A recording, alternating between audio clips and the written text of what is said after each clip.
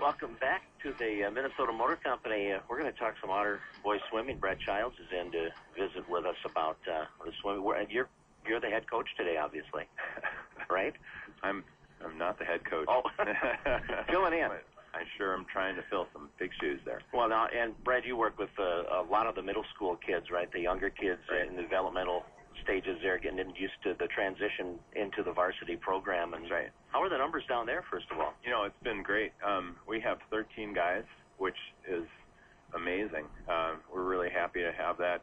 One of those guys is a diver, and last night he swam for us and in a relay. Great swimmer, too. So some really up-and-coming talent there, which is really exciting to see. You know, and the one thing I've been so impressed with the Otter program, boys and girls, through the years, is you get these young kids in there, and the seniors and the juniors, the older kids on the team, kind of take them under their wing and are there for them. And I see that in swimming a lot. Is that something that's kind of preached throughout the program? Well, we really try to emphasize the ability that those older guys have to pass on both their knowledge and love of the sport. So I know that both Tom and I have really been impressed this year with watching those older guys take the younger swimmers alongside of them, literally in the pool. They'll get in and they'll work with them on strokes, on turn, on any number of things, just to help them along. And you know, Tom and I can say these things to those younger swimmers many times, but one time in the pool with a peer and things start to really click, and it's been great. And we've talked with the parents about that, and it's really hard to gauge how important that is to the success of this team. Yeah, it is a little different when a Mike Hurley or an Eric Money or a Jacob Fisher will take you aside and say, hey, you know what, here's what might help you out a little bit. So yeah, that's fun to see that. And you had a busy week this week, couple of meets with Sauk Rapids on Tuesday, and then Alexandria, their final home duel on Thursday. Now, Sauk Rapids meet, that was one where you could do a few different things as far as putting kids in different events than they normally swim, right? Right, and that was fun to do. It was really the last meet that we felt we could really push people around to different events and let them swim outside of what they would normally do in a meet, which is great for the guys because it lets them kind of let the throttle out on a different event, and it's fun for them to see what they can do there too, because these guys have been training exceptionally hard, and so when you swim a different event, you see pretty big time drops just because I haven't been in the water with that event for quite a while, and now in competition times drop quite significantly. And sometimes when you do that, when you move people around, you discover something like, oh, hey, this kid's not bad in these sprints. Or That's right. That's right. We had recently Nathan Langston. We were watching him, and we thought, wow, this guy can swim butterfly. And Nathan's a good example of this team, how many kids are really poised on a corner that they're going to turn. That's pretty big in terms of either their ability or their versatility on a team, just their athleticism that has developed so much over the past season. So it's fun to let people explore what they can actually do in the water after this amount of training. Well, you guys like to develop all the strokes with the guys as much as possible. And of course, some people have trouble with the stroke and they're never going to get it, but for the most part, you've got probably as much flexibility and versatility on your roster as anybody. Yes, and a lot of that comes with how we run practices. We like to do a lot of variety in terms of stroke, so that you build that repertoire within your ability. Yeah. So. And it's nice to have a team this deep. For the number of guys that we have, we're now approaching some difficulty in getting our lineup, deciding who's going to swim what, because you could insert so many people into different events and do very, very well, as we saw this Tuesday. Yeah. So. And, we should actually go back to last Saturday, shouldn't we? Because you had the section, the True Team last Saturday, if I'm not mistaken. That was just a week ago, right? It's been a busy few days here, yeah. Looks like you placed third, Wilmer first, Melrose Sauk Center second, and Fergus Falls a very close third place. Yeah, that was an exciting meet, and again, we were really happy to have the opportunity to swim against those other teams, and let the boys just kind of see what they could do against some good competition, really nice competition. They did very well.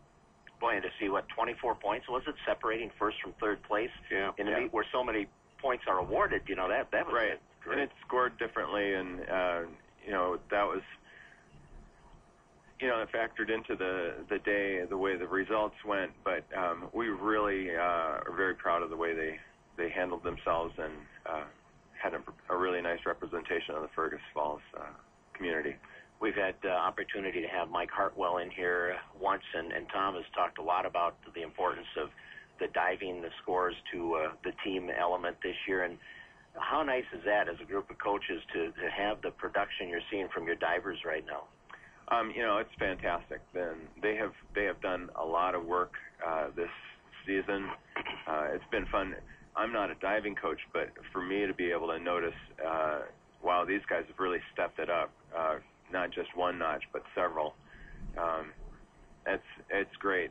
They'll come in front of their practice and be doing dryland training while the swimmers are finishing their workout, and there's real intensity, and that's paying off.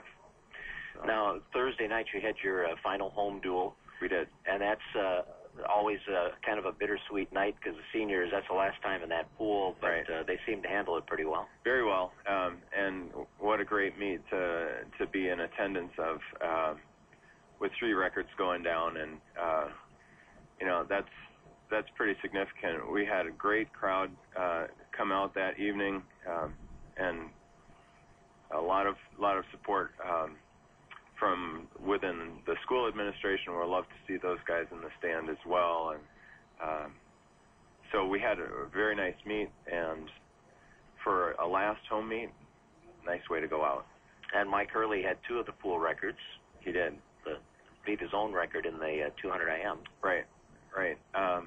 Mike's done a fantastic job. I think it was a significant night for him just to celebrate his successes with the team. And it's always fun to watch those records fall. The other record that went down was a diving record that had been up since 1981. Yeah. So that's quite an accomplishment to take a record down of that. So I was still in diapers when that happened. Oh, no, I guess not. Not quite. You're not that young. Yeah, you're not far from diapers. Wait a minute now. Come on. No, that was a great thing to see too, because records are made to be broken. We always hear that, but he's Aaron Rooney. He's a good diver for Alexandria, and took down a record that stood set by a Fergus Falls swimmer. And now the name is that's escaping me. You got it there. Escaping me here too as well. He's on it. He's got it. What do you? The diving record set by Mike Schullenberg. There you go. Schullenberg, yeah. That was the winter before I got here, so that was even before I was watching the Otters swim. But a good win over Alexandria. That's a quality program, and to go out and win 116 to 70. Were you surprised at all by the margin there? Do you think it'd be a little tighter or not? I don't. Yeah, we were expecting a close meet, and again, we were really happy with the results. We had a couple of guys that really pulled through. Zach Anderson or Zach House had a fantastic finish on his race. Jacob Fisher came off the 200 freestyle relay where he swam at 22.9, and then turned around and jumped back in the pool for backstroke and finished second. Very close race.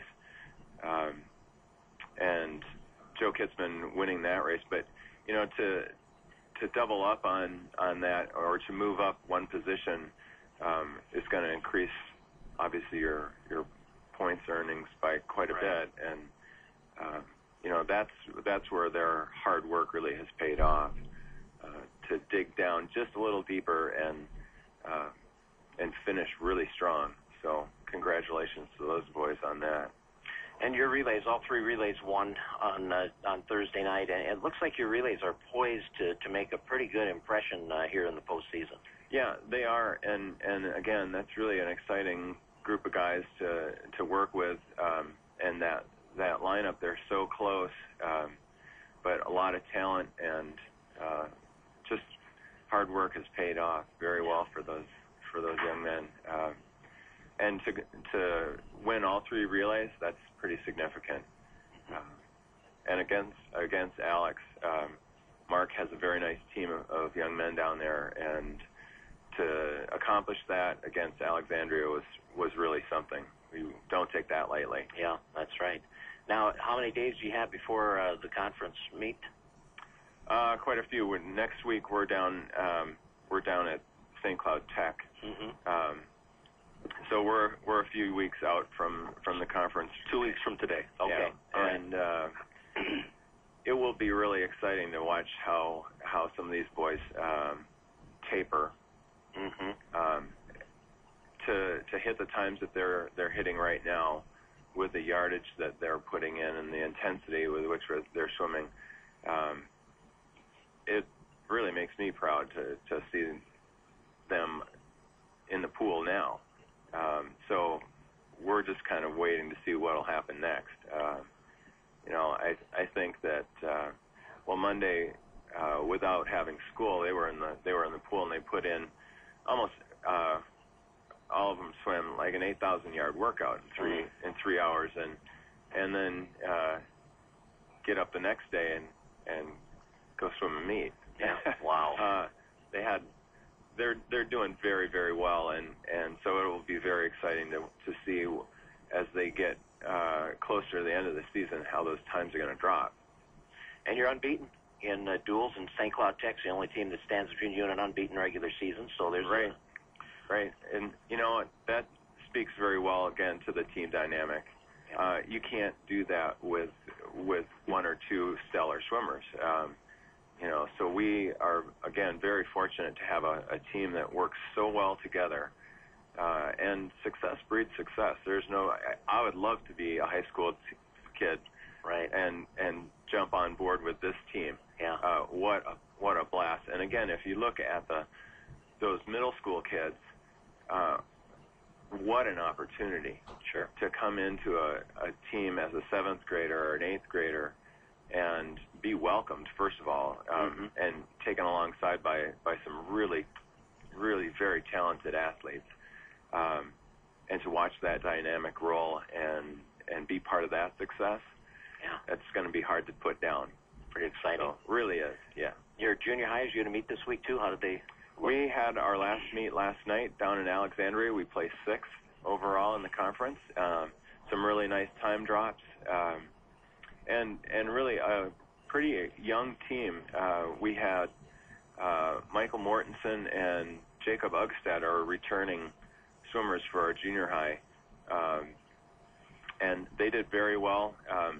So the balance there are guys that are new to swimming, and so they have learned what it takes to build some endurance, and it's been fun to watch them celebrate time drops and just those successes of even a great dive when the goggles stay on your head. I mean that's always a good thing. Oh yeah.